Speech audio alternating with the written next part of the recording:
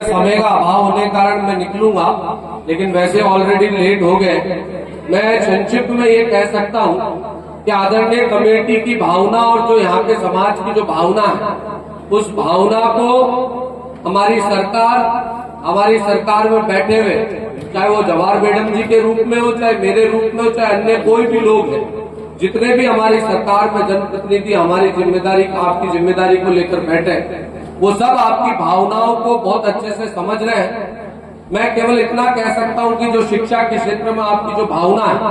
न केवल शिक्षा के क्षेत्र में यहाँ बालिका आवासीय विद्यालय बने, इतना ही नहीं, ये रोड भी चौड़ा होना चाहिए, यहाँ पर विकास के कार्य और भी होनी चाहिए, यहाँ पर तालाब का सौंदर्यीकरण हो, यहाँ पर कोई लाइटिंग का अच्छा शो हो, ऐसी तमाम बातें आदरणीय जवाहर जी भाई साहब और हम लगातार रास्ते में करते आ रहे हैं। मैं आपको श्री चरणों में निवेदन करूं,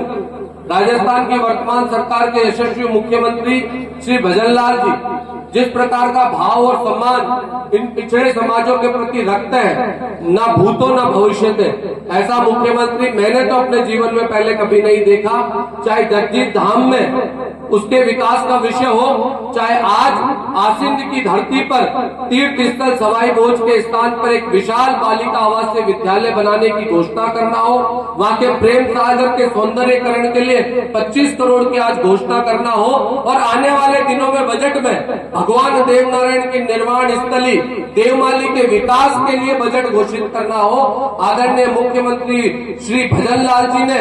एक एक स्थानों को चिन्हित कर रखा है। मैं इस मंच के माध्यम से आदरणीय जवाहर जी मैडम साहब के नेतृत्व में आपको भरोसा दिलाता हूँ, आने वाले समय में ये पवित्र जोधपुरिया धाम भी राजस्थान सरकार के नेतृत्व में विकास के नए आयाम छुएगा। इस बात का मैं आपको भरोसा देता हूँ। आदरणीय हमारे कप्तान जवाहर सिंह जी मैडम है, सीधे सीधे सरकार में मंत्री है, मैं थोड़ा सा दूसरे रास्ते से हूँ, ठीक है ना। तो मैं आपको ये भरोसा दिलाता हूँ, आदरणीय जवाहर जी भाई साहब के साथ मिलकर आपके क्षेत्र की, आपके इस मंदिर की और इस क्षेत्र की जो मांग, विशेषकर आवासीय विद्यालय वाली, आने वाले समय में हम क्या करेंगे। हम और भाई साहब रास्ते में बात करते आ रहे थे कि माननीय मुख्यमंत्री जी को यहाँ बुलाएंगे,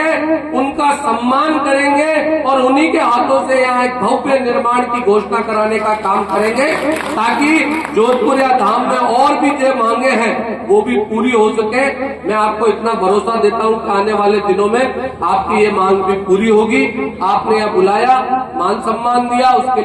भगवान देव नारायण जी की जन्मस्थली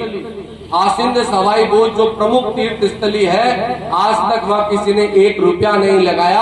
आज माननीय उप मुख्यमंत्री दिया कुमारी जी ने अपने मुख से 53 करोड़ रुपए की घोषणा कर उस क्षेत्र के विकास के लिए नए आयाम खड़े किए हैं। तो मुझे विश्वास है कि जवाहर जी भाई साहब और हम सब और आप सब मिलकर आने वाले दिनों में इस पवित्र जोधपुरिया धाम के विकास की दिशा में भी कई कदम बढ़ाकर इस क्षेत्र में विकास के नए आयाम स्थापित करेंगे। आपने मान सम्मान